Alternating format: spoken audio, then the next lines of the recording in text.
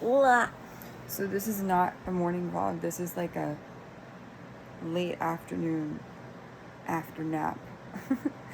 Like afterthought, waking up nap. Like vlog moment. um, Bonnie is, I don't know, what are you thinking, Bonnie? What do you need right now? She's probably hungry. So because when I took her to the vet the other time, they said she was overweight by like 5 pounds, and I do tend to like give her food off my plate, and because I know she wants it and she loves it, so I try to be mindful of that. So I feed her maybe like once a day, but I give her a decent amount of food, and I'm really grateful that she feels better, to be honest. Anything else? She is doing better. That's a good thing. She's being a lot more playful. I will say though that my watch band. I will say though, so it takes a lot for me to get like bummed out, I guess. I'm gonna go like this. It does. Like these days, it takes a lot for me to get bummed out. And I did my video earlier today on dating do's and don'ts. If you haven't seen that, do check it out. No pun intended. Because if I could save myself lots of grief, not grief, just trouble, like, you know, in terms of like, just, yeah. Like, I mean, I knew that I was going to end up having to match with people or date people that weren't like, I mean, there's so many scenarios. There's like, I should put like how to deal with love bombing, how to deal with narcissism. That should be something, or like infidelity. Like, I don't know. I'm always someone, I've never wanted to be a third party ever. I know that polyamory is really popular right now, and maybe it works for some people. I don't know. I was just raised to think monogamy, like you know, when people get married, or like you want to date somebody, that you do it with the intention that you want to I don't know, date one person. And I come across so many profiles now where it's like, I'm happily married, E&M, we date separately, and I'm like, it's the most perplexing, mind boggling phenomenon I've ever experienced in my life. Because it's like, why would you, if you devote yourself to one person, right? Like, and I can't really say I'm Catholic anymore. I mean, I did do the sacraments. I think Bonnie wants water. I'm going to be a good dog mom. I'm not going to sit, I'm just tired. And I think I was getting sick too. Or I am getting sick. I noticed my voice is like, it's very nasally. Hi, but she definitely wants water. I need to go to the bathroom too. So, yeah, I was raised to believe that monogamy is like the priority, or just dating one person. That's just the way I was raised. And this whole new way of going about things is so different to me. And I'm kind of somebody, like, I do want to take this mentality of, you can't knock something until you've tried it. Meaning, like, you can't knock, I was going to say something, whatever. Let's say anal sex. I've never done anal sex. I'm not privy to that, because I feel like that would hurt. And that's where you poop from. Not to be whatever. But that's where you poop from. So I'm kind of like not privy to doing that kind of stuff. Like when it gets super kinky like that, I'm like, so it's just weird to navigate that. And then also being Christian as well. Sometimes I go, when does it become sinful? Maybe I'll do a video on that. When is it crossing the line? If you're someone who is a devout, like, believer in God, and you believe in like the 10 Commandments, you want to be a faithful, law-abiding citizen, and you don't want to be sinful, when is it like inappropriate? You know what I mean? So I'm trying to balance that. So that's kind of also on my mind as well. And then I get nervous, like, when I go into therapy and I talk about, like, because you do get, like, not, even though they may say that therapists remain objective, they go home, they have their notes, and they develop and I'm sure people would say, oh, especially one thing I do want to mention, when you've gone through trauma, just be very mindful when you go about dating and stuff, you don't want to develop a trauma bond with somebody. That's really hard to break. And I recently overcame one with someone that I would say I had two trauma bonds. One was the first man that I ever was intimate with, and then the second one was, also he said he was in the military. So in my mind, I had this idea, oh, military, he'll protect me, he would never hurt me, he won't lie to me, whatever. Because I always associate military with valor, honor, integrity, right? That's what you would think people in the military would be like, but that's not always the case, unfortunately. Just because they might have a title, oh, I'm this, whatever, that doesn't really mean anything, right? It just means that they went and got the training. Like, let's say they went to West Point and they got the training to do XYZ, just like with anything else, like a job. Doesn't mean, but see, I'm someone, my personal and my professional goals align. Now, what I do in the comfort of my home, like my sex life, all that stuff, that's private for me, you know. I phlegm. But be very careful if you are someone who has gone through trauma, or you have codependent tendencies. And you might say, "Oh no, you're not. I'm not codependent. Whatever." Trust me. When you get into the moment where you become, with, really like entwined with someone and in tune with them and attracted to them, you start to, it's just, that's the way it is. They get a glow. You're in the honeymoon phase of like, oh, they can do no wrong, and you'll try to make excuses. Don't do that. And like I said, trauma bonds, maybe I'll do hashtag trauma bond. Because you're going to get left heartbroken because that person may not meet your expectations, right? They may not meet those standards that you want them to. You can find out they're married, you can find out they're cheating. And it is, I will say, dating as an empath and as intuitive is really hard.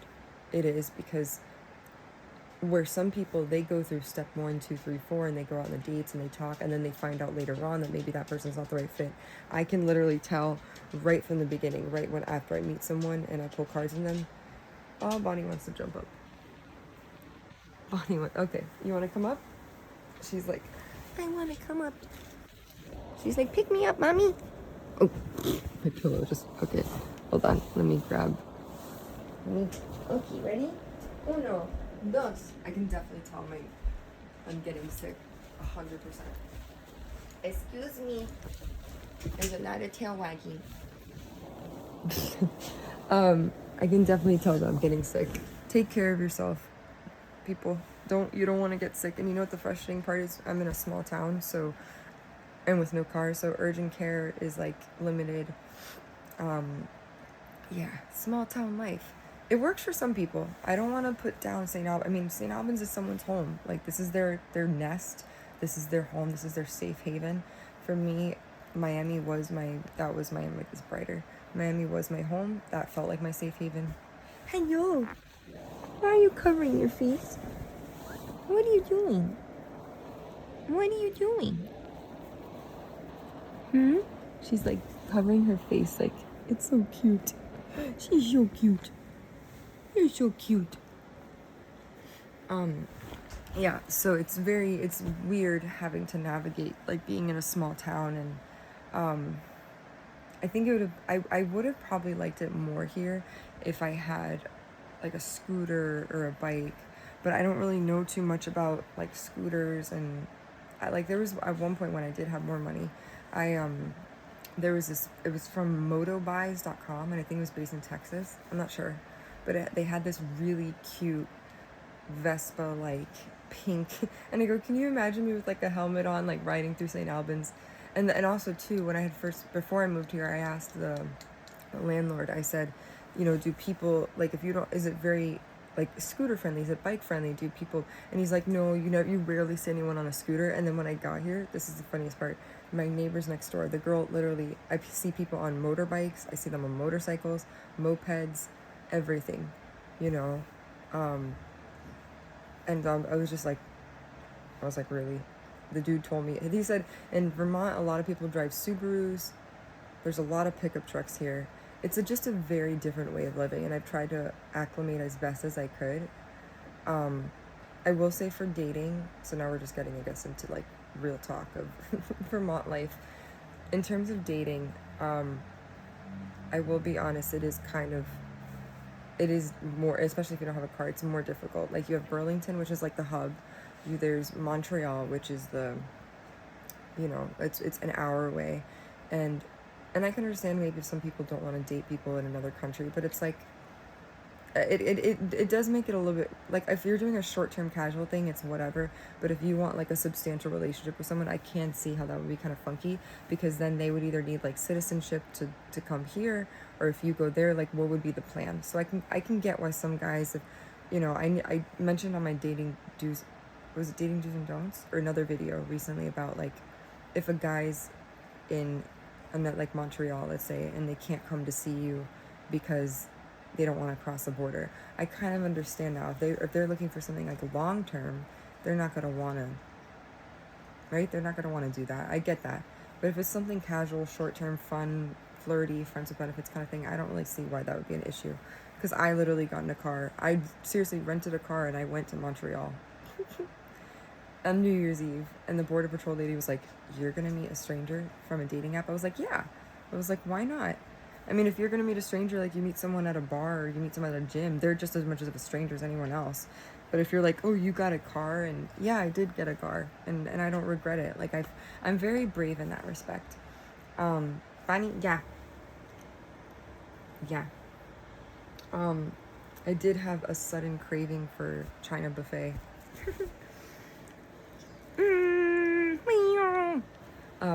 And it's such a good, that's like one of the main things, the main perks here is there's a restaurant called China Buffet, and a little bit down, and it's not that expensive either, but I do have tacos and stuff I can eat here, so I'm going to try to do that. I will say, so we're getting real talk time, right? I recently got another rejection letter from a company that I interviewed with, and it's interesting because the way that they set it up was, it seemed like they were going to move me forward in the process. And what's interesting is that the recruiter who reached out to me, she was out of the office until Wednesday, so I don't know who made the decision or what, but the recruiters I spoke to, they said, "Oh, we'll be in touch with you about next steps." So I took it like, "Oh, okay, there's some promise here." And then nope, you get the blindsided, like, whoa, And so one thing I will say is I'm very self-motivated. Like, if you tell me no, like, I get a fire under my butt, and I'm like, okay, my brain starts tinkering, and I go, what can I do, that's different, that's out of the box, that could, bring in income, because I do. What is it? Are you giving me your hand? She was giving me her paw. What are you doing, silly? She does this thing where she'll, like, reach out and give me her paw. It's so cute. But yeah, what are you doing?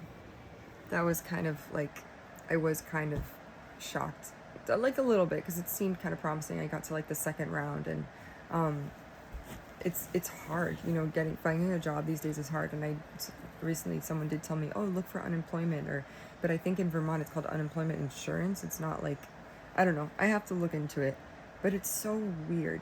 I just never thought I would be here at this age, and that the frustrating part is, it's not like it's my fault. I literally, and I don't want to complain. There was one of my teachers or professors in school, in high school, she literally made us wear a rubber band that said nocomplaints.org, because when you complain, you're literally, I always think thoughts are things, words are things, words carry power. So when you say, "Oh, this is horrible," you're literally affirming that. And if you're not someone that's spiritual or metaphysical, just know that, like, karma is real. What the energy you give out, you get back. Like, literally, how you treat others is how you're gonna get that energy back, right? And what's interesting, it's weird because, I don't know, and I just spit off phlegm. Bonnie, stay here, don't move. I have this really bad thing called not bad, it's just called postnasal drip. So I don't know if it'd be considered rhinitis or sinusitis. I do feel like I'm getting sick, to be honest. I feel it all here, and I feel like my body, either there's a virus, maybe I got a virus or something, so take care of yourself. I do realize I need to take my vitamins more. I've been trying to be more diligent about that. And I bought the women's 1-a-day petites, so they're like teeny tiny. They're like, you have to take two at a time, but the shape looks kind of funky. I get nervous about things with protruding edges, so yeah. Um, so yeah, and it's not fun getting sick, especially here. Like, that's when I know I'm getting sick. I have to do the whole arsenal of honey, lemon, tea. Garlic is really good. Garlic has the thing called, it's something called allicin, ALLICIN, and that's what is, it's antibacterial. It's coconut oil is antibacterial, antimicrobial. So I kind of go the homeopathic method. When I get sick, I'm like, okay, time to do the lemon, the tea, all that good stuff. So I might do that. Bear bear. My little bearsy. So yeah, but I really did never expect to be, and I'm kind of scared of like what's gonna happen when my credits, because I can't really pay my bills. This, if we want to get real, and I don't mind sharing this with people, this is because this is life, right? I decided to do a YouTube channel because I wanted to show what it's like to overcome adversity and obstacles, and I would say poverty, I guess. I never thought I would be in poverty.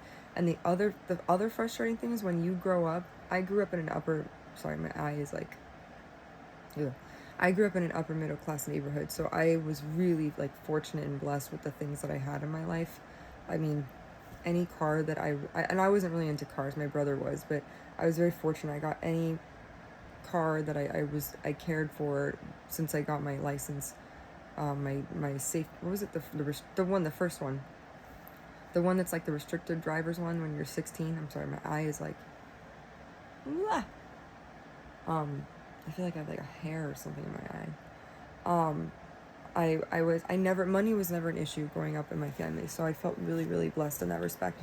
And now it's like, to be an adult, and I remind myself it's not really my fault. I went through a lot of trauma. I had to go through my savings because, what, baby? You can sit, baby. I had to go through my savings because I took a year off of work. And if you're like, oh, was it that bad that you were that mentally tired or exhausted that you had to take a year off from a job in Philadelphia? Yeah, because I wasn't fully present in that job. I was like, I was more preoccupied because here's the thing, I'm pretty sure that there are a lot of people that I don't know, strangers, and you could say, wow, that's a pretty strategic operation for a bunch of people you don't know to gang up on you. Let me tell you, the inner workings of the mind, I thought I knew people. I thought I knew the way the world was, and let me tell you, once you become, it's literally called targeting, but once you experience it, your whole perception of how reality like basically it's almost like if somebody tried to tear you down little by little by, how do I call, like by depriving you of your resources, isolating you in your community, your family, and usually it could be fueled by passion. There's conspiracies that like some of it can be experimental, like socially. You can call it whatever you want. You can give credence to it in however way you wish to. What it comes down to is, I always say, is if you either do things with love or you do things with maliciousness, right? You do things with good intentions where you have, like, you do good things, for people, and you have good thoughts and stuff like that, and you wish them well, or you don't. And whatever happened to me, my situation, it was, like I said, it was really hard to prove. And then what do you do if you, like I said, there's moments where I was in Miami and I had cops, and I know I don't speed, I didn't have like a race car, I didn't know if I was driving too slow or too whatever, but I saw really strange phenomena. And if I could have recorded it, and I don't want to, when there's some people who get targeted and stuff, and then they put it up on the internet, they're like, look, help me, I didn't want to be like that. I just wanted to give a real life depiction of what it's like to go through adversity and get knocked down and get right back up again. So that's kind of what I'm doing. But people will question your mental health. They will look at you and be like, oh, you need to see a psychiatrist. And literally, I've seen a psychiatrist. I don't have borderline personality disorder. I don't have schizophrenia. I'm not bipolar. I'm very sane. I'm hurt. Like, it's frustrating, I will say I am very proud, though. I have gotten off my antidepressants. Yay! I've been like maybe 2 or 3 weeks off, almost maybe 4 weeks off antidepressants. Maybe 3. I don't know. So I'm really happy about that. Or maybe more. I don't know. but I was on Lexapro, and let me tell you, I was somebody who did not believe in taking medication at all. I was like, no, depression is, I literally used to have this very toddy, like hoity-toity idea of mental health, and I was like, oh no, if someone has depression, they need to snap out of it. No, your brain, biologically, it's hard to, like, if you're depleted of certain chemicals in your brain, you have a chemical imbalance. So you take SSRIs they're called serotonin reuptake inhibitors. What's the other one for? It's SSRIs. Oh my god, I should know this. Echo, what does SSRI stand for? Let's see what she says. The acronym SSRI stands for selective serotonin reuptake Oh. inhibitor. This is a type of medication that is used to treat depression and anxiety by increasing the availability of serotonin in the brain. SSRIs work by preventing the reabsorption of serotonin by the brain neurons, which allows more serotonin to remain available for use by the neurons. Did that answer your question? Yes, thank you. Thanks for your feedback. You're welcome. See, I love that. I love to know how and why things work. But I will say though, like, it really did help me. So I also was prescribed Ativan or lorazepam. It was a benzodiazepine. That's habit forming. What I mean by habit forming is you have this propensity to get addicted to it, right? So I've used it very sparingly. It was only like if I was having, because I don't have them anymore, but I was having really bad panic attacks where I legit couldn't breathe, and I was like I thought I was hyperventilating. And then so I would take that thing, and immediately it was crazy. It was like just like, I'm like, whoa. I'm like, bro, like the after effect of that. So I still have it, but I use it very sparingly. I haven't used it in like a while, so that's a good thing. I will say though that yesterday I was feeling kind of funky, but I'm very much one, like, I heal it. No, I feel it to heal it. I might trademark that. Like, you want to feel it because you never want to ignore your emotions, right? There was a graphic, like an image or a meme that said, what did it say? It said, emotions are like waves, let them pass through you. And in the picture, you had a picture of this like little Play-Doh looking Gumby guy that was yellow, and he had a hole in his belly, and he had like the waves. He was like in outer space, and he had the waves. I thought it was cute. And it's true though. I never want to repress feelings and things like that. And I also take the biopsychosocial approach where I consider, okay, maybe it could be psychosomatic.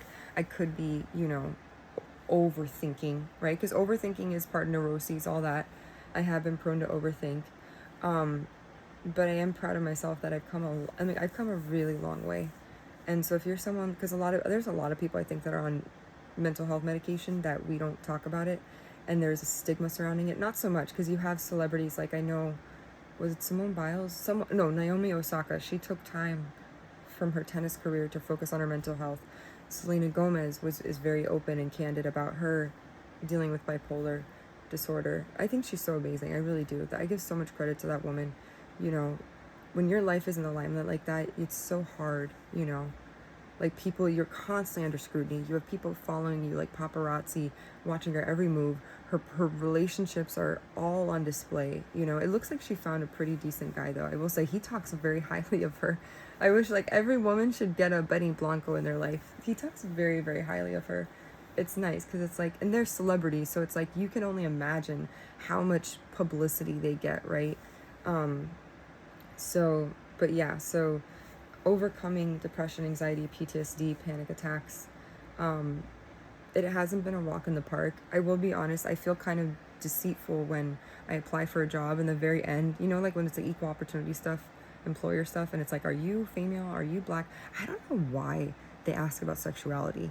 Like, that's like, that's so invasive and personal. Like, why are we doing demographics for sex? Like, what is sexual orientation? Maybe, I guess, because they want to make it an inclusive environment, so they don't want to discriminate or something. I don't know, but I'm like, why would you ask that? So sometimes you don't have to answer it, but I do feel weird when I scroll down and it says, do you have a disability? And I'm like, I just put, I don't want to answer. But truthfully, I mean, I did. It says if you did or you do, and I'm like, That's so, because then what if you put yes, they're going to define you and be like, oh, do they have cancer? Did she have diabetes? Does she have hypertension? Does she have a fibromyalgia? I don't know, chronic migraines or depression or whatever. And it's like it eliminates you from a job that maybe you would have been really good for, because there's a stigma with that, right? So, but I really am proud of myself. I have come a really long way, where I was I took an SSRI every day, and then I weaned it to like, so one thing with me, be mindful, I guess we're going to talk about SSRIs and medication and mental health. Be very mindful, because there's something called tardive kinesthesia or something, where basically you can have involuntary muscle spasms. Like my legs, basically what happened was when I realized I didn't need them anymore, my muscles would compensate and I would get like tremors and stuff. Like it was just weird. Like it felt like I had restless leg syndrome, so I stopped that. I was prescribed a new medication called Proprion or Wellbutrin. I have yet to get it. It's at the pharmacy. In fact, I need to call them so they have it transferred here. I really, honestly, I can't wait till I can move. I want to move so bad. And it's frustrating because you can't move until you have a job, and I don't have a job right now, so I'm like, but I make do. I take full accountability of my actions, 100%. I do. Like, I'm not gonna be like, oh, it's whatever. No, I chose to move here. That's why if you ever move somewhere, please, please, please, please, please check it out before you go. Don't spend like a day there. If you have the funds to do it, spend a week there. I did that in Philadelphia, and I'm glad I did, because I got to stay in this really amazing apartment hotel called Sonder. If you've never been in a Sonder, do yourself a favor and check it out. It literally had a washer dryer, it had a kitchen, maid service, but it was like an apartment hotel, and they had a concierge and everything, but you do like self check-in, it was so much fun. That made my time in Philadelphia, like I loved it. That was before I moved there. And they have Sonders like everywhere, New York, London, probably Miami, Boston, California. But I don't think, some of them don't take pets though. I wish they did, but they don't. But this is before I got Bonnie. That's before I moved there. But I did spend a week in Philadelphia when I was doing a site visit, and I'm so happy that I did, because I was able to learn, like I was able to like get a taste of what Philly is like. So yeah. What else? I'm trying to think. So yeah, but I do feel really proud of myself. I've come a really long way from where I was 3 years ago, because all this crazy stuff started in June of 2021, and then it just like escalated. And let me tell you, it is so weird to sit in a place of ambiguity and uncertainty. And this is coming from someone I love to, like, not to say I'm a control freak, but like I do love to know. I'm very much of a planner. Like I need structure. I need to know the why, like the reason for things. And I basically became my own detective in my own situation. And then, I'll never forget, and I don't want to put anyone down, I've made peace with the person that I'm pretty sure was responsible for it. It still hurts, but it is what it is. There's certain motives. Some people don't have role models in their life. Some people have poor coping skills, and that turns into stalking, or that turns into really predatory behavior. I wish I can reach out. I could if I wanted to and be like, let's let bygones be bygones, but I was the type of person, I'll never forget. I went into my grocery store where I first thought I saw this dude, and I went to the cashier, and I was like, I'm not a detective. I've never worked in law enforcement, but I literally went to the cashier, and I was like, I need every receipt from on this day, from this time to this time frame, and I need to see the surveillance footage. And she's like, you can't do that without a search warrant. I was like, well then how do I do that? They're like, you need a detective. I'm like, damn it.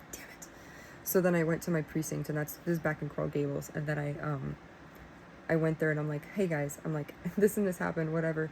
I did the incident report, but I'm like, I need a detective. I'm like, I need help to be able to go to Publix and get receipts to prove that someone was around me at a certain time. Nobody bothered. Like, literally, I went in there and nobody bothered. No one takes it seriously. I think it's not until you're physically hurt or like 6 feet below the ground where people are like, okay, we'll take you seriously. So I just, yeah, it was hard. It's really, really hard. And you don't know, when you're being stalked and stuff, you don't know what that person's thinking. You don't know what that person's going to do. And sometimes it's just to intimidate, right? And so I moved from state to state to be able to, I was trying to find peace and solidarity. And it is weird because you go from, like, I'm not saying riding high, but like I literally had, I had over almost $100,000 in my bank account saved. I had like 20,000, I like 50,000 plus. I think I had like 90,000. So I had a lot of money saved. And this is from working, like 3 jobs at one time. I did a lot of babysitting. I was a server at fine dining restaurants. I also worked in a sales role that I made almost 70,000 a year from. That was at a job called Sea Dream, and I was the inside sales rep or personal vacation consultant. I mean, I worked it. Like, I was, I'm not money hungry, but like I'm very goal oriented. So like I was very, you know, I was very adamant of trying to, make sales and make relationships with people, and also for the company. I just wanted the company to thrive. So it's really weird to be kind of in this, I call it bikini bottom, and it is kind of, it's sad because like I love Stitch Fix, and like, so the Stitch Fix that I got recently, and I really want to get it so badly, but I feel like I'll be stealing because it's like I don't have income right now, but I really want it. But I am considering doing more content creation. I never pictured that as being my life, like to do content creating. And I know some people, they make a living out of, like, they literally make a living off of content creation. And I do have a story to tell. I I do feel like I have mental health and tips and things. And also before that, even before all this happened, I love to help people. I used to volunteer a lot. Like, I volunteered for 4 years at the hospital in Miami, my local pediatric hospital. And I volunteered at Baptist Children's Hospital. I volunteered for Little Lighthouse Foundation. I volunteered for Amigos Near Foundation. I don't know if it's called Shake a Leg, right, or something. It's like, I don't know if it's Shake a Leg, but there's a lot of different organizations I volunteered for, because I do believe in giving your time back. I think that's important. And so yeah, I don't know, like, I just believe, I think if you have the time to do it, give your time back to a certain cause. I know you might not get paid for it, but you'll feel so good in your soul. And I feel weird not being able to, like I used to give back. Like, when I was a server, I used to give, if there was leftover soup at the restaurant I worked at, it was called Paracones. It's closed now, unfortunately. But I used to give soup I actually knew the homeless guy's name. His name was Ralph. And I used to give him soup, and we got really cool with each other. And he'd be like, thank you so much. And he would get excited about, I don't know if my manager was okay. I mean, but they were going to throw it out. They were going to throw out the soup, right? Because they made new soup daily. So I always got excited when I used to give Ralph, like, I'd be like, oh, today, he'd be like, ooh. And I'd be like, today's carrot soup day. And so that was fun. I don't wonder what Ralph's up to now. But I'm very big on, like, helping the homeless and stuff like that. But it's weird to almost be in a position where I don't have, like, the funds that I used to. And it's also hard, too, because me being vulnerable and putting myself out there, an employer or future employer could be like, oh, we don't want someone like in our organization that talks about sex and whatever. But that's life. That's life. And I wish I could have had somebody to guide me through that. I wish I could have had. I did. Well, actually, I did. They didn't guide me personally, but Matthew Hussey, I used to watch his videos a lot. Teal Swan, Ralph Smart, Victor Otto, Aaron Dowdy. These were all spiritual teachers. Deepak Chopra, Matt Kahn. Matt Kahn was really good. Kahn. I used to listen to him. Joel Osteen. I was really big on listening to people like that. I watched Oprah Winfrey's. I literally, Super Soul Sunday was on our DVR. I had it set every single day. Like, when Super Soul Sunday was on, I was sitting at the edge of the couch. I was fascinated by spirituality and the afterlife and, like, self-help and self-betterment and stuff like that. So yeah, I don't know. I was always intrigued by that stuff. So, yeah, it's just weird to be in this place, and I really want, and I love shopping, and it's so bad. And I'm like, if people knew, like, if they saw how much credit card debt I have, it's not like a lot, but it's like, I just never had a credit card debt before. I don't like to say the word debt because it's very strong. I like to say balances, and I know the creditors. I'm waiting for the day when, like, they're gonna be like, excuse me, you're not paying your bills, and I don't know what to say. I don't know what to be like. I was like, I don't know what to say. Like, I had to go through my savings, and I'm trying to get employed, and I can't find work, and I'm not really getting hired. And I know, here's the thing, I know that I'm skilled. I know that I'm skilled, and my brain, like, if I put my mind to something, you know, and it's safe to say, like, oh, then why aren't you doing, there's a thing called like data annotation, where basically you write scripts for AI chatbots like ChatGPT. I've never done that before. It's kind of like freelancing work, but I mean, it is work nonetheless. So I should get to that. I don't know. I really, I wanted to put my master's degree to good use. My goal was initially to go back to school to do licensed mental health counseling, like trauma-informed licensed mental health counseling. I'm also a child life specialist by trade. So it's like I mean, let's be honest, with a dog, it's going to be very hard to work in a hospital. I'd have to be at a hospital that's like, I'd have to be like, hey, can I take an hour break to go be with my dog? Or like, I'd have to live, like, literally, have to be hospital, house, you know. There was, when I was looking at North Carolina, there was actually, it was Mission Hospital. The lady, the supervisor who runs it, she was very endearing. She seemed that way. I don't know. It seemed that way, right? But she was very open, very forthright.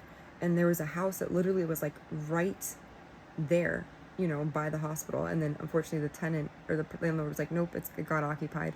And then the same thing happened. I was considering moving to Charlotte, North Carolina, but the same thing happened where literally the house or the apartment right by the hospital. So there's, in Charlotte, there's Novent Health, there's Atrium Health, which is Levine Children's, that, and I think I would need a car too for North Carolina, because it's like you have downtown, and then you have I feel like I've become an expert on geography from trying to figure out where to move to. I will be honest, Connecticut, I'm kind of like, I'm so eager. So, and this might sound silly, but because one of my favorite shows growing up was Gilmore Girls, and Gilmore Girls was set in Stars Hollow, which was a fictitious town in Connecticut. And I'll never forget when I forgot why I stopped off there. I don't know if it's when I was driving up to Vermont, but this was like a highlight for me. I stopped off at Yale. That was, oh my God, I nerded out so much. I mean, I wasn't like a student there, but I was like, I filmed it, and I have it saved in my things, and it kind of makes me sad because I'm like, I would have loved to gone to Yale. And also during the COVID pandemic, there's a professor, Dr. Lori Santos, she's in the psychology department.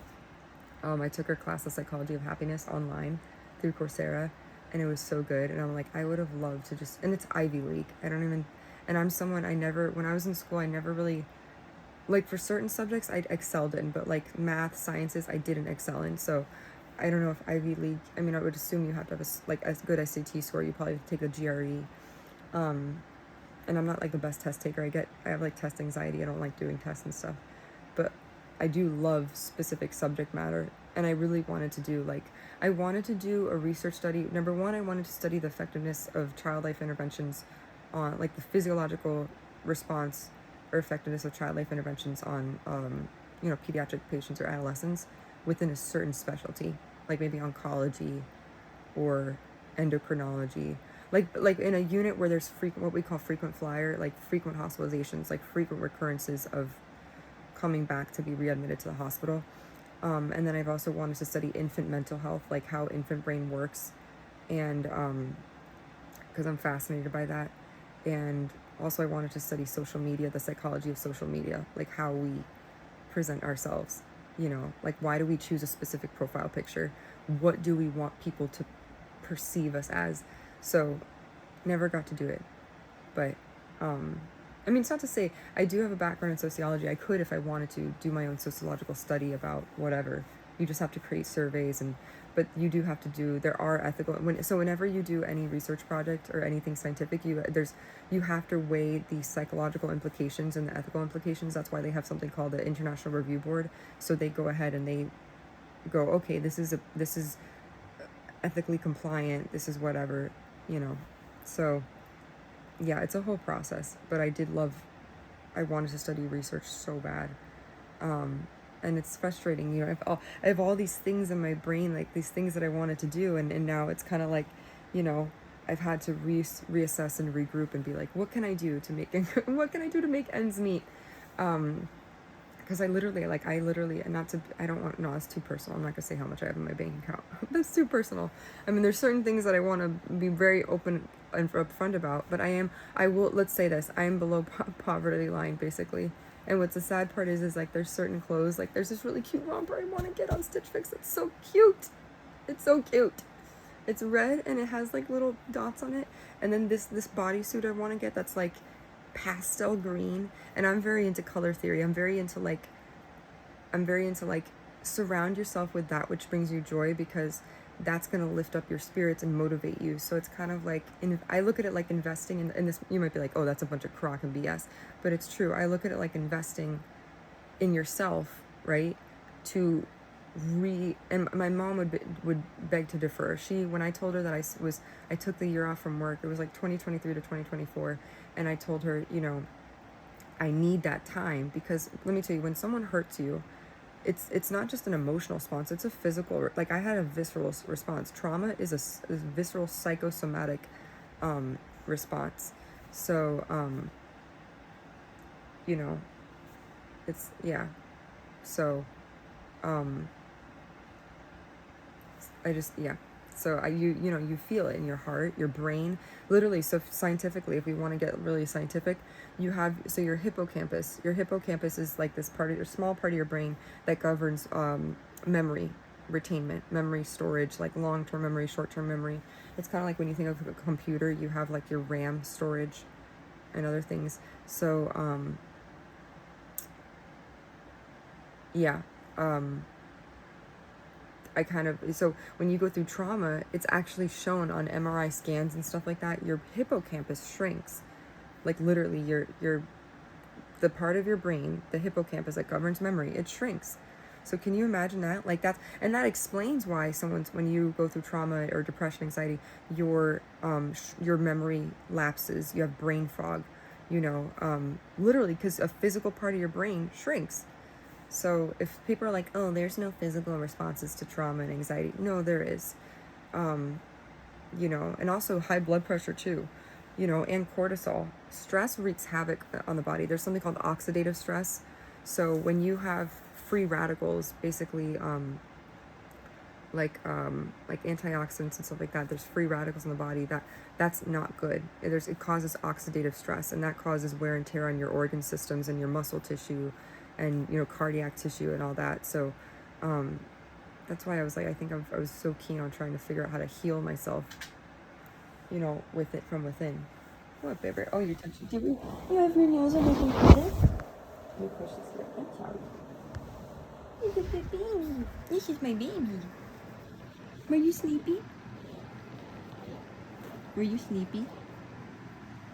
Anyways, so it is weird.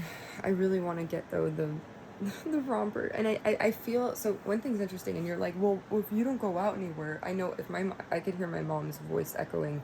This is why, if you're someone who became codependent on your parents for love and stuff, separate yourself from them, because I became so codependent on them that now I could hear my mom's voice whenever I make decisions. I could just hear her being like, but why do you need clothes? You don't go I think she told me that once. She's like, you don't go anywhere. She's like, you're stuck in an apartment. You don't do anything. And I'm like, I don't dress to impress. Like, I don't dress to make other people be like, ooh, no. I dress for myself. And I dress because when you look good, you feel good, right? When you put effort into your appearance, you feel better, right? And mind you, some people, you don't want to do your hair, you don't want to get up and put your makeup on. I'm going to encourage you, if you're someone that's going through a bit of a funk in your life, whether it's like seasonal depression, cyclical depression, whatever it is, and you don't want to get up out of bed, you don't want to do your hair, you don't want to do your makeup, I strongly encourage you to do so, because you're going to feel 10 times better. And don't do it because you need to impress somebody. Do it for yourself. And if you're someone anyways who also dresses to impress because you're like, oh, but I want this person to think I'm cute. No, dress. I buy clothes for me. Like when I buy something, I buy it for me because even if no one sees me, like I want to look good, even if I'm just walking around the house, because I want to feel good, right? As a whole. And because when you feel good, you're more productive. You're like, okay, I feel good about myself, right? I feel worthy, and I put effort into my appearance. That shows your self-love. You're showing your self-respect. So that's kind of why I do it. And I really want a kid. I just picture myself, my mom being like, you don't have money to spend. And it's true. But I need to, like, I might actually, for the first time, hunker down and, like, do the outlier training, which is, like, it's to do, like, basically it's, like, project-based. I don't know. I haven't done it, so I don't really know. But it's similar to data annotation. If you've heard of data annotation, it's pretty popular. But I might have to do freelancing work for the next month. That or a lot of surveys on SurveySpin. Because SurveySpin is actually, you take surveys for free and they pay you. I actually got $14 deposited to my bank account a few months ago. I have about $23 now. Also, too, a little side tidbit, Rakuten is really great if you want to rack up some extra cash for, like, money you spend online. They pay you back. So I have about $70 that'll come by, like, May 15th or something. Also, use credit cards. I'm not really financially savvy. I just want to say that. I'm not a financial advisor. Not to say I suck at finances. I did have a really good credit score before all this stuff happened. I paid my bills on time. I didn't really do loans. The only loan I've ever done is a student loan. I don't know too much about loans. Yeah. So if you're someone, I will advise, I think I've learned what a loan is you have to pay, like, you borrow money basically and then you have to pay back that in interest from they tack on a fee or something. So that's the extent of what I know about that. So don't do a loan unless you can pay it back. So I haven't, and it was so weird in my old phone number, my Miami phone number, because that's under my parents' contract or whatever through AT&T. I get so many spam calls about loans. I don't know why. I get voicemails like, please call us back about your loan application. I'm like, I've never done a loan application. I'm like, I have not done this, so why are you bothering me about it? So I just ignore it. I just let them, whatever. But yeah, but I was gonna say, get credit cards that offer cashback rewards. Like, I have my FIU Bank of America cashback reward. I have a Venmo credit card that does rewards. Apple Card gives you Apple Cash for money you spend. Discover does cashback. So I'm going to try to use Disney. No, I will say Disney rewards card. It's a little funky. And I'm kind of like, I wish I was able to do a statement credit. They won't let you. So I had 87 like rewards dollars. So I can either use that at Disney or shop online at disney.com. And then I redeem them. But I wish I could do a statement credit, but they won't let you, unfortunately. So just a little bit of tidbits if you're someone that wants to. And also, solitaire cash, they give you can win. I have like $13 or something on solitaire cash, so that's pretty cool. I will say though that there's a limit to withdrawing the money. Like solitaire winner, they won't let you, unless you reach a threshold of $30, they won't let you withdraw it. So that's kind of frustrating.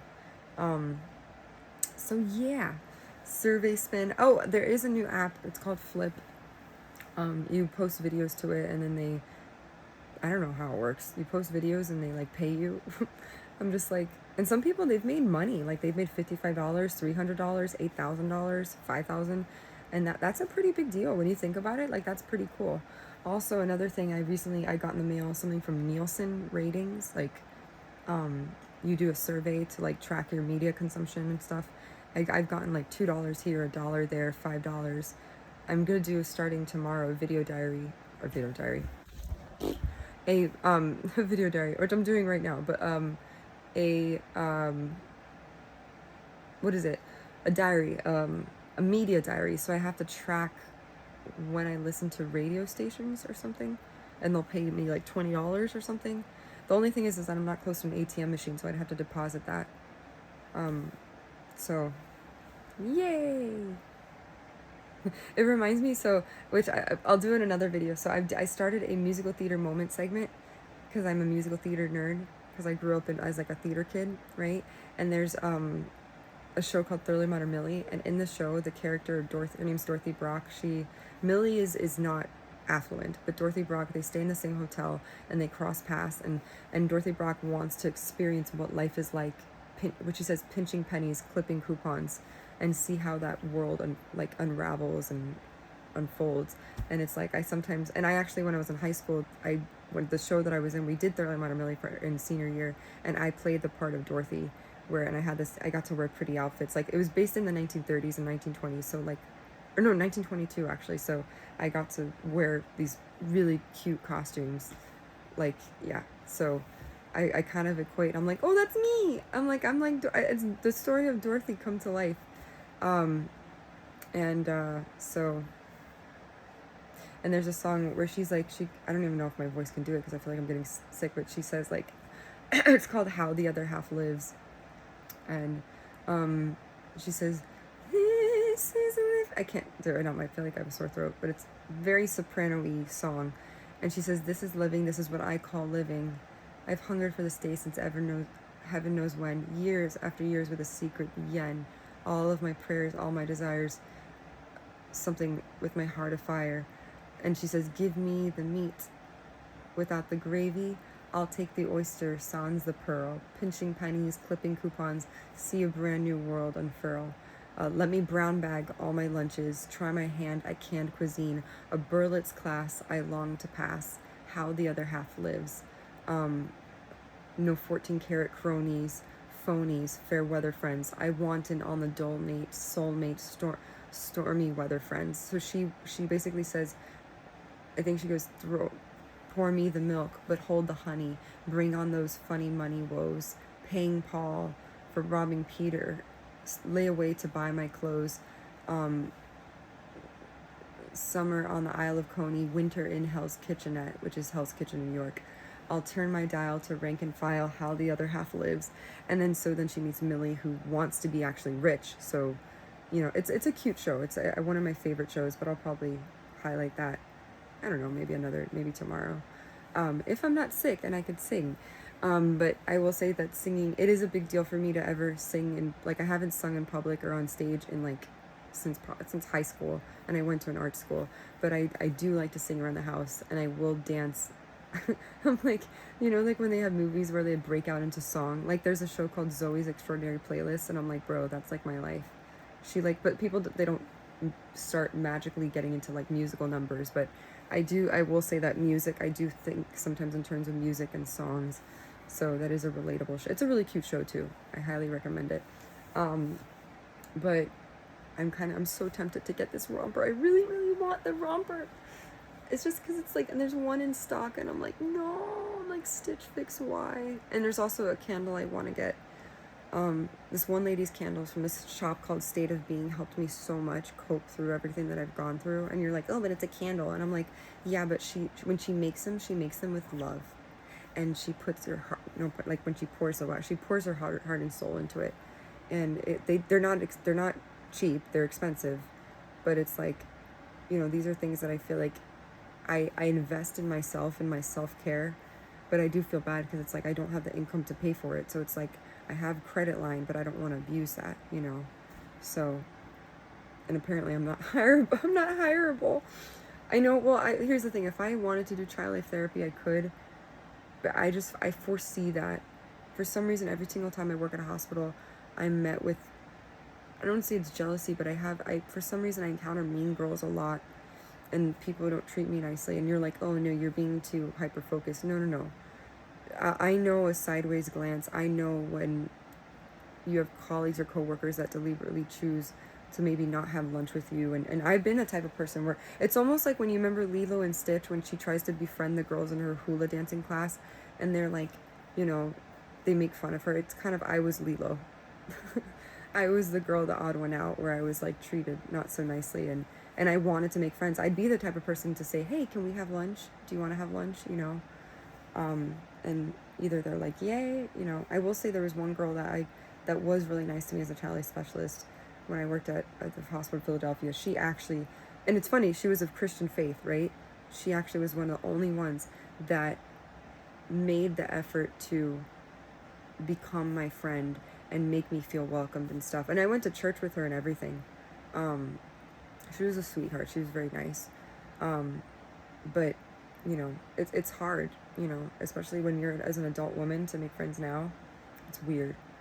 And I know if I had a support system, I did have some friends in Miami, and, but they moved, and then we kind of lost touch, and, life goes on. Life happens. So I don't know. We'll see. I may actually, I'm so tempted to get that romper. It's so cute. And I don't really know. and then the creditors are going to come after me and be like, it's almost like, so there's a movie called Confessions of a Shopaholic with Isla Fisher, but she buys really high-end, like she shops at Saks Fifth Avenue, Neiman Marcus, Valentino, Bergdorf Goodman, Barney's. Like she shops at the really high-end stores in New York, and then she end up, like, I think she maxes out her credit cards, they get declined, and then, but that's not really my story. I didn't ever go over the threshold of a credit line because of shopping. I literally, majority of my debt is like rent, groceries, medical expenses, and stuff like that. So yeah, so it's not really that, but I do like to shop.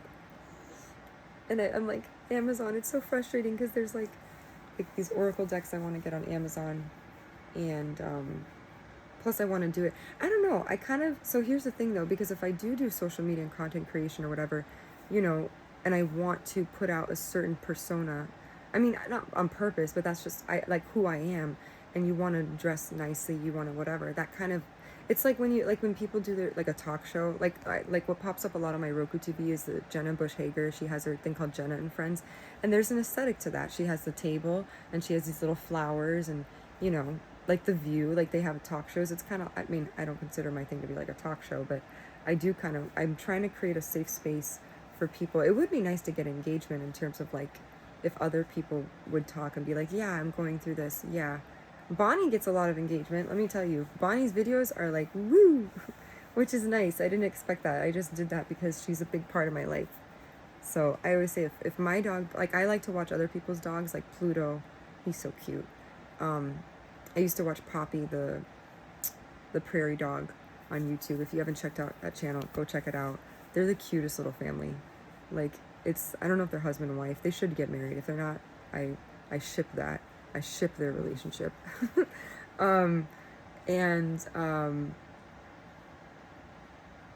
Yeah, so, Bonnie, I mean, I don't know. I never consider myself to ever be a pet influencer, but you never know.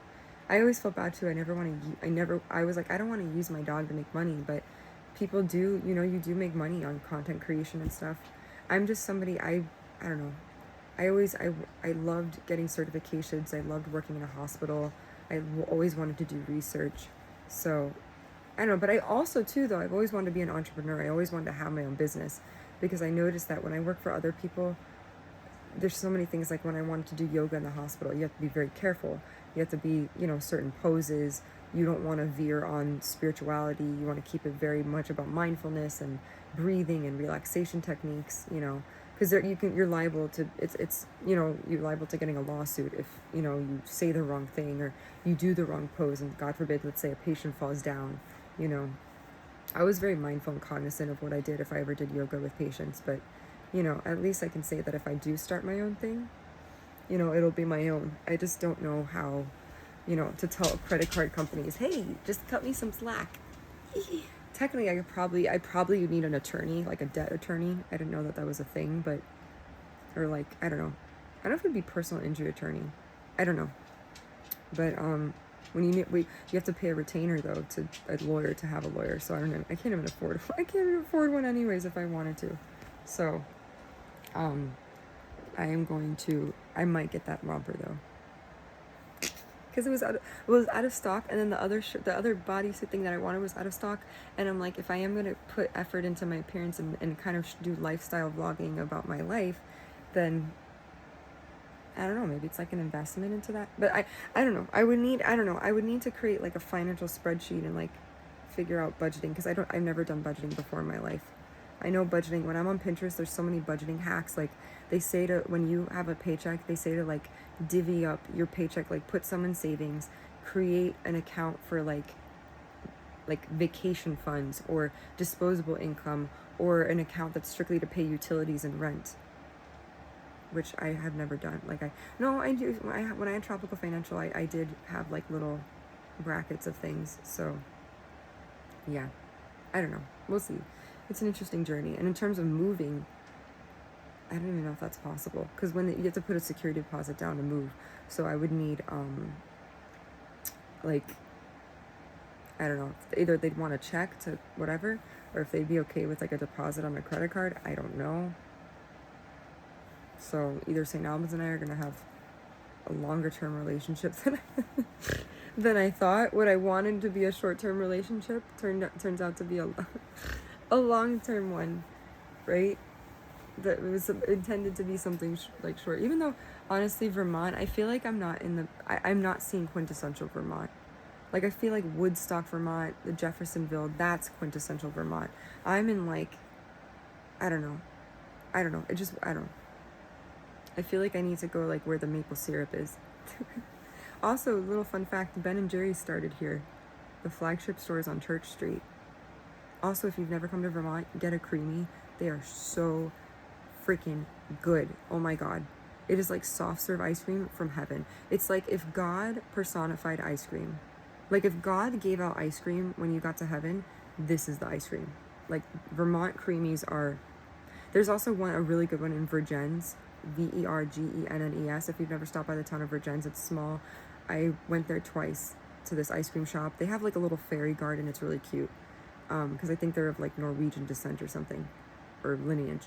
But they have tables and chairs outside, and they do sell creamies. They serve hard ice cream and soft serve, and a lot of times they like to infuse maple syrup or maple flavor. So yeah, creamies are really yummy. Anything else I wish to share? I'm probably gonna go buy my romper. I know I can hear my mom's voice like, you have no money management skills, and I'm like, well, you know what? I've been through a lot of shit, and you know, it's just too cute. I know if I got it, my soul would feel better, because and it's not from buying. It's not like, because some people literally have a shopping addiction. There's people who like they're like shopaholics. They're, you know, I wouldn't consider myself that, but I will say I cannot pass down a good bargain. And watch now I go back and watch it not even be available. That'll be par for the course. Also, a goal I'm going to try to meet is expanding my knowledge in other ways. Instead of spending more time on my phone, like scrolling through Instagram and stuff, I'm going to try to be more productive and do, which I need to do for child life. So for child life, if you don't know what child life therapy is, we're certified healthcare professionals, child development experts, if you will, and we work alongside a multidisciplinary team, et cetera, to mitigate the stress and anxiety brought on by hospitalization or traumatic medical events. Now, to maintain your certification, you have to do professional development or continuing education, and my certification is actually up this year, and in order to make sure it doesn't lapse, I have to do professional development units, and so I'm going to start seeking out resources to keep my certification intact, because I don't want to lose that. I will be very sad if I do. And because it's supposed to expire in December, right? I think. I'm not sure. I have to email these people. I was contemplating like writing them and being like, hey, can you cut me some slack, because I kind of went through a lot of stuff, and you know, I felt like my life was in danger, and I lived through it and I overcame it. But I don't think they're gonna be that forgiving, you know. If certain recruiters aren't even apt to willing to hire me, then, you know, I don't know. But I've been in good standing with the ACLP I got certified in 2015. So I've been certified for 10 years now as a child life specialist, which is pretty crazy to think. Wow. That's amazing. So anyways, yeah. I think I'm gonna do that, and then I do have a bunch of dishes. If anyone wants to see my sink, do you want to see my sink? Let's go see it. Let's go see the sink. So we get a real life view of what... Ow, sorry, baby. I almost tripped over the cord. It doesn't look... Oh, when you get up and you get really dizzy, or you get up too fast, that's what happened to me. My sink! Yay! This is what my sink looks like right now. I know, it looks like a hot mess. I don't have a dishwasher, so I could do everything by hand. I do feel like I'm getting sick. I feel like I have chest congestion, and I feel like I have a sore throat. So, yay. Take care of yourselves. Don't let your health fall to the wayside. And, what is this? Is this a buggy? What is that? It was an ant. There's more ants also. Oh, I'm scared of that. Like, when it was summertime last time, there were a bunch of yellow jackets that were accumulated or made a hive in the walls of this built, like, apartment. And the exterminators had to come and, like, where'd it go? And clean it out with Raid. And, like pest control basically. Oh, my neck. So yeah, I'm hoping that doesn't happen again. I literally, I have a video, I might post it, of, I don't know, it's kind of scary when how many yellow jackets they were in the bathroom, they were in here in the home, and they sting. Those things are, you can get really sick, you can die from that. Like, if you get stung multiple times and you're allergic, you can literally die. So, like, I was seeing them everywhere. They were basically coming from the outside in, and they were ending up in my dog's food bowl. And these things they're like not bees, they're yellow jackets, so they're an offshoot of bees, and their stingers are worse. I did get stung 2 or 3 times, and it hurts. Like, your finger gets swollen, you know. And God forbid, let's say I was allergic, I would go into anaphylactic shock, and I don't have like an EpiPen. I would, you know. So, yeah, small town living, solo living, single life. So, anyways, that's that. I'm gonna get up. I'm going to get I think I'm gonna do it. I'm gonna try to get the romper. I'm gonna say fuck it, but I need to see what size. If you're a Stitch Fix person like me, and if you like ease, like, of accessibility or portability, I highly recommend. This is one of my favorite rompers that I have. Boom!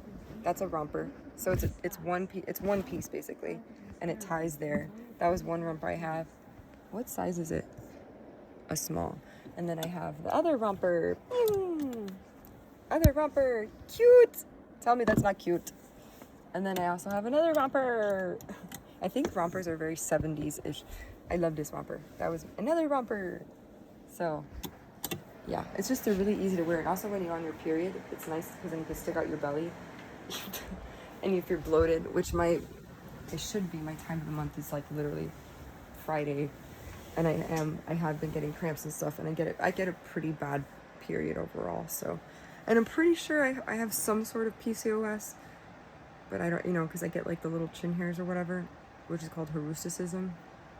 But I don't know how do you fix that? I don't know how you fix PCOS. But you also there's like insulin resistant PCOS.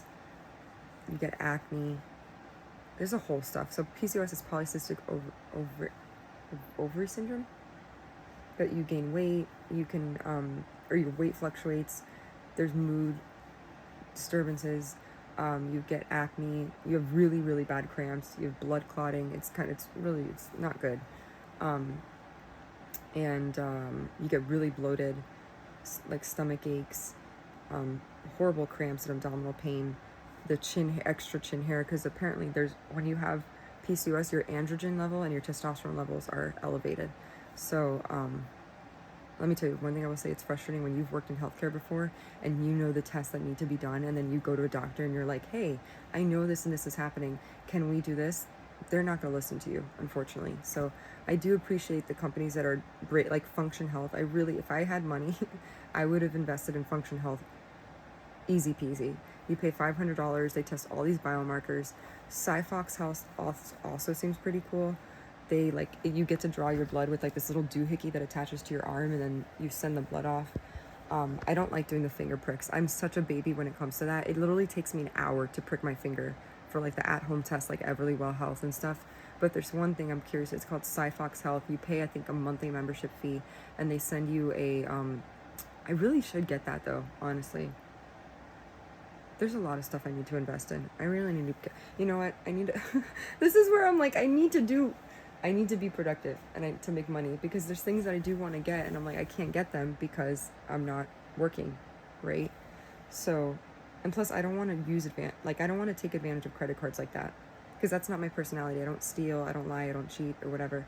And so I don't want to be like, oh, I have a credit line, I can use my credit, blah, blah, blah, blah, blah, which I could. It is true. Like I do have a good credit line and stuff, but if I never, and I don't know, if it ever comes down to like, if the creditors like investigate me and they're like, oh, you're abusing good credit, I'm like, well, no, I'll show you how many jobs I applied to and I got, and I could, so that would be good evidence. Like, I've applied to so many jobs and I got rejection letters from them, or, so it's not like I wasn't trying to actively look for work. I am, but it's hard getting a job these days. So I could say that. So if they ever come after me and they're like, oh, you're amusing and you're using the money, whatever, and I'll be like, well, I apply to jobs, and I wholeheartedly, I think I'm going to get it. And if I don't, then, and I don't want to steal money. I don't believe, in fact, I wouldn't be the one to steal money. I'd be the one to give money, which I've been known to do in the past, which is not good when you're, like, poor. So, yeah. Which I would say be mindful. If you're someone who is empathetic like me, don't get suckered in. Let me tell you, I donated to Red Cross a lot. I donated to the Children's Cancer Research Fund because Zach Zobiak's osteosarcoma fund was, that's who they worked with, they're affiliated with. And I gave back, and I did donate to that. Was it American Heart Association? I think I donated to them too. I'm very big on donating to charitable causes and stuff like that. But let me tell you, if you have the funds to do it, do it. If you don't do it. And I almost have, is it compassion fatigue, or like I feel like I'm guilty if I don't, because I'm like, there's kids who could benefit from cancer research. There's people who, like the wildfires in LA, if people didn't have the funds, right, with to help with that. Like I remember when that happened, I donated money. And just be mindful, like don't spend money that you don't have, but unless it's for Stitch Fix. I wish that'd be so cool to be a spokesperson for Stitch Fix. I actually applied to a job there to do, I forgot what it was for. I don't know if it was for styling or something, I don't know, or inside sales, but I didn't get hired, but it's okay. I don't care. I still order from them. So yeah, I do need to put a fire under my butt to like do the more freelancing stuff, which is not really what I expected to do at 33, but hey, you know what, like you regroup. Every day is a new day to start over. So but there is one job prospect, but it's a 1099 position. It's a contract based position, so it's not salaried, so I don't think you get benefits, but it is along the lines of mental health, like maternal mental health. I just need to like record a video of myself reenact, like they give you like a script and then you have to like recite it back and record. So I'm glad I've been doing vlogging and stuff, so it's getting me used to like being on camera, because let me tell you, it's funny, this is not something I would do, you would catch me doing 10 years ago. I would never want to be ever social media, nothing. But because of what I went through, I was like, okay, I have a story to tell and I could help people, right? Then that's what I'm gonna do. So, it's gonna help me make a video. So I just hope it comes out good. They're really like my last, but the thing is that the training starts in June. So I look like I have a little mohawk. It's like when you talk about, oh my God, that the character from Despicable Me, there's one, so Gru has, if you've ever seen Despicable Me with the minions and stuff, Drew has this daughter, I don't know if her name is Abigail or something, but she has this hairdo where like, or Zoe or something, and she has this little hairdo, it's like a ponytail and it sticks up. If you've never seen the movie, go see it, but that's just reminding me of that. Yes, I am 33 and I will watch animated cartoons, so so that's it. Anything else I wish to share? I do need to return my Stitch Fix, and I'm gonna go order the romper now. I can't max out my credit cards. I need to figure out, I really need to seriously do the freelancing stuff or something, because then I would be taking advantage of credit card companies, and that's not right. It's not fair. I don't believe in stealing money like that. Like, you have to pay it back. And I do have a lot of minimums to pay and all that, so. But I love clothes. And I want to make sure I feel good. Part of mental health is feeling good, right? So, and my therapist yesterday, I told her that I was like, I wanted to go on Amazon and buy this like little to-do list chore chart thingy, and it's so cute. And she's like, try to, if you're in a bit of a pickle, she didn't say pickle, that's my word. She said, I think in a snug, if you're kind of snug, financially snug, then, you don't want to spend money, and I'm like, yeah, that's true. But this little thing was so cute. It's this little chore chart. Like, it's a pink, they have it in pink and blue, and you put like the task. I just feel if I had a visual aid of like what I need to do, I'd be more like excited to do it. Which maybe, I don't know if that speaks to my brain and the way I process information. Who knows? I could have like undiagnosed adult, autism, which I don't even mind. I don't really feel like I would, because I make eye contact with people. I engage in social situations. I don't really have like compulsions. I don't stim. So when you're on the spectrum, stimming is when you do a repetitive like self-soothing behavior. Like when you see someone, they clap their hands or they nod their head a lot. That, but there is more like Asperger's when you're on the spectrum. I think, what's her name? There's a comedian, Amy something. Her husband is on the spectrum, and you would never know it, you know. Anyways, but I haven't been clinically diagnosed with anything. I'm just saying, because of my gustatory, like, sensory taste issues, like, I can't eat fruit unless it's, like, blended in a smoothie, because, like, if I eat grapes or banana, it's too mushy, and it's like, ugh.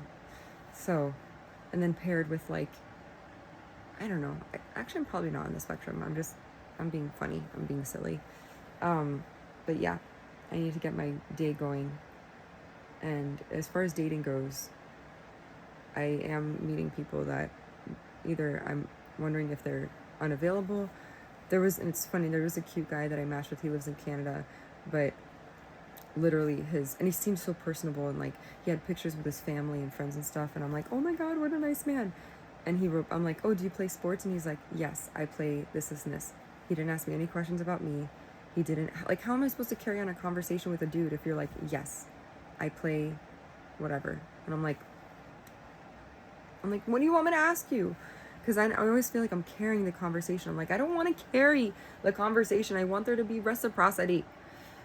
So that's hard sometimes when you have to cut off people when you're like, and they're cute. He seems really cute and interesting, but it's like you wonder, what would it be like in person? Would it be awkward silence? I don't know. So we shall see. But for now, I am grateful for being alive. I do need to take care of myself because I feel like I'm getting sick. And if you are on a healing journey, don't give up. Never give up. You could say never surrender, but si se puede. In the words of America Ferrera in that old school Disney Channel movie where she played a cheerleader, si se puede. So when you feel like you can't do it, you can. And it's okay to rest. Also, I said that in my other vlog the other day. It's okay to go at your own pace when you're healing, because it's not a race. It's you against you, or you against the world. So it's like, you know, give grace to yourself and relax and breathe and just like let it be. In the words of John Lennon and Paul McCartney, Ringo Starr and George Harrison, let it be. Peace.